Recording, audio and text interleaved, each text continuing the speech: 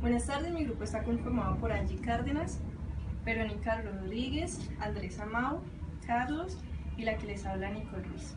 Bueno, nosotros les vamos a hablar un poco sobre la psicología cognitiva. Bueno, la psicología cognitiva es la ciencia que tiene como objeto el estudio a nivel científico del proceso mental que es inherente al proceso de conocimiento, es decir, estudia el funcionamiento más interno de la mente. Se basa en que las emociones negativas las transmitimos nosotros mismos con nuestros pensamientos. Cuando decimos que estamos mal, que hemos tenido una semana pesada, que mi novio me terminó, pues obviamente todo este tipo de cosas nos van a afectar emocionalmente, ¿sí? La psicología cognitiva no se trata de tener pensamiento positivo, sino que tenemos que armarnos una filosofía de vida para ser unas personas fuertes. Muy buenas tardes, mi nombre es Andrés Ignacio Amado, estudiante de Psicología primer semestre. El día de hoy voy a hablar sobre las características de la psicología cognitiva. En la psicología cognitiva, la conducta humana está medida por el procesamiento de la información. Estudia cómo las personas perciben, aprenden, recuerdan y piensan sobre la información. Su pedagogía es didáctica y constructivista.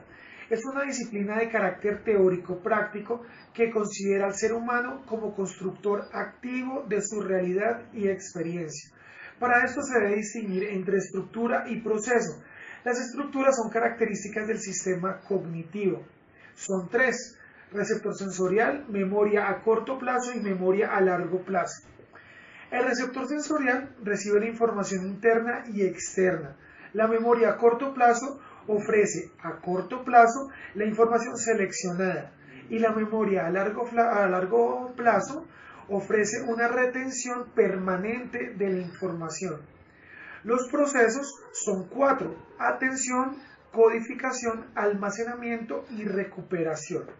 La atención es la selectividad asimilativa de los estímulos. La codificación es la representación simbólica de esta información. El almacenamiento es la retención de la información y la recuperación es la utilización de la información ya almacenada. Estudia los fenómenos mentales y ubica como los agentes causantes de la conducta humana.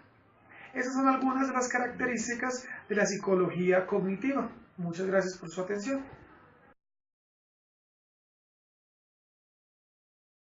Buenas tardes, mi nombre es Angie Cárdenas. Yo les voy a contar un poco sobre uno de los principales exponentes de la psicología cognitiva, quien fue Piaget. Piaget dedicó prácticamente toda su obra al estudio del desarrollo cognitivo, sobre todo en la parte del pensamiento y de la inteligencia.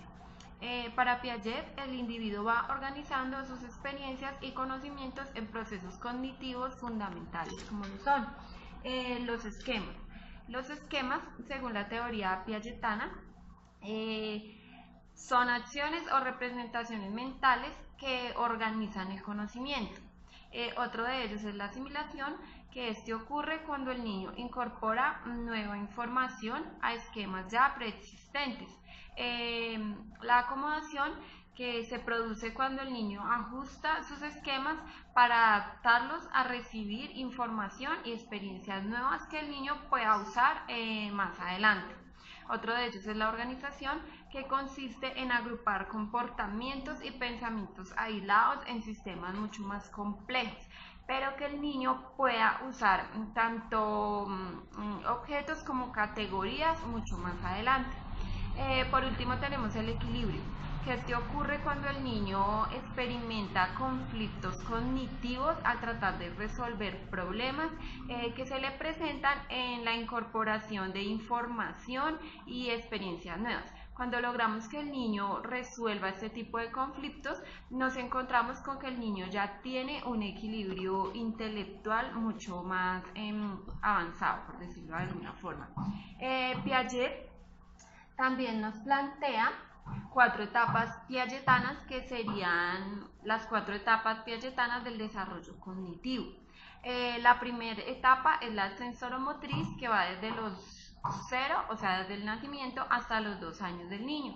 Es cuando los niños forman una concepción del mundo mediante la coordinación de experiencias sensoriales mediante actos físicos. Cuando el niño nace, vemos que él solamente tiene el reflejo intuitivo y es un poco más simbólico, solamente por reflejos logramos una actuación del niño.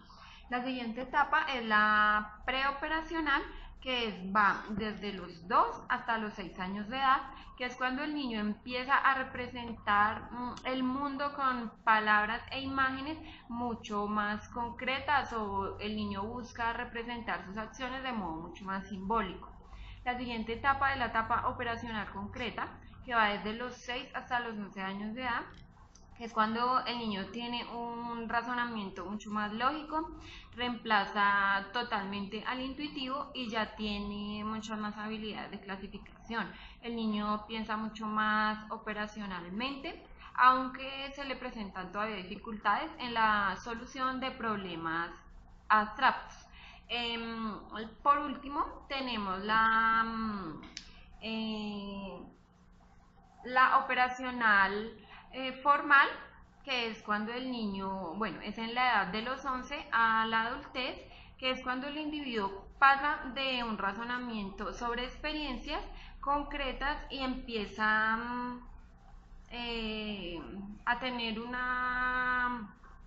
un ideal o a razonar mucho más de modos más abstractos. El niño o el adolescente es mucho más idealista, mucho más lógico, y esta etapa se hace mucho más evidente cuando el niño logra resolver o debe resolver problemas de forma mucho más verbal.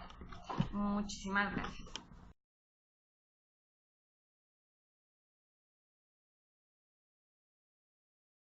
Buenas tardes, mi nombre es Verónica Rodríguez. Yo les voy a hablar sobre los principales exponentes, o uno de los principales exponentes de la psicología cognitiva. Vamos a empezar con Brunner, que nos habla del aprendizaje por descubrimiento. Su principal característica era promover al estudiante que adquiriera conocimientos por medio del descubrimiento, motivado por la exploración y la curiosidad. Esto nos indicaba que el profesor proporcionaba el material adecuado para que el alumno adquiriera los conocimientos, y adicionalmente los estimulaba a que el aprendizaje lo hicieran por medio de experimentos, análisis y comparaciones. Vamos a hablar de David Abzuber, que hablaba de un aprendizaje significativo. Él decía que el factor más importante que influye en el aprendizaje es lo que el alumno ya sabe, lo que significa que su tipo de aprendizaje consistía en incorporar nueva información y a la estructura cognitiva del individuo. El conocimiento no está ahí porque sí, sino que la mente es como una red orgánica de ideas y de conceptos, lo que se asimilaba de manera inmediata a la estructura del individuo. Otro de los principales exponentes es Donald Brodmann, que él diseñó el mapa de flujo. ¿Qué era el mapa de flujo? Nos decía que la mente funcionaba por etapas ordenadas, y nos decía que la mente funcionaba como un ordenador, el cual almacena, proporciona información, la clasifica, la filtra y la selecciona. Lo que buscaba mostrar con este mapa era ver cómo se procesaba la información dentro de nuestra mente. Gracias.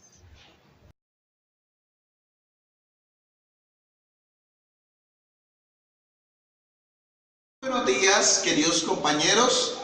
Mi nombre es Carlos Andrés Quintero Núñez, del área de psicología, primer semestre. En este momento me correspondió hablar acerca de la teoría de Vygotsky.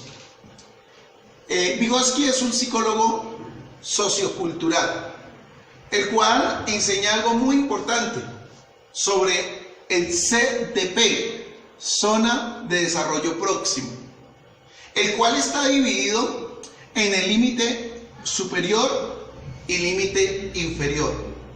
El límite superior es aquel que se adquiere, es el conocimiento que se adquiere a través de la educación en los centros educativos. Y el límite inferior es el conocimiento adquirido por la cultura, por el entorno. Lev Vygotsky, contrario inclusive a Jean Piaget, que habla sobre las etapas, Vygotsky las hace a un lado o no habla sobre las etapas, sino que para Vygotsky el desarrollo se da cuando el sujeto o el individuo hace parte de la cultura. Es la cultura, es la sociedad la que determina el conocimiento. Los niños pueden realizar tareas mucho más difíciles con la ayuda de un individuo mucho más experto. También enseña que el niño se enfrenta a un condicionamiento sociocultural que no solo influye, sino que determina en gran medida la posibilidad de su desarrollo, por lo que insiste en los condicionamientos culturales y sociales que influyen en este proceso. Los niños se desarrollan a través de conversaciones informales y formales con los adultos. Los primeros años de vida son fundamentales para el desarrollo, ya que es donde el pensamiento y el lenguaje se vuelven cada vez más independientes. Vygotsky piensa que los niños son aprendices activos que organizan activamente la nueva información con la información ya existente. Determinó que el conocimiento se construye por cada sujeto y no es resultado de una adquisición de respuestas. Comparte la idea de que la importancia del juego es el aspecto psicológico, pedagógico y social de ser humano. Bueno, mis hermanos, buenos compañeros, para mí es un placer poder haber hablado un poco de Vygotsky. Muchas gracias.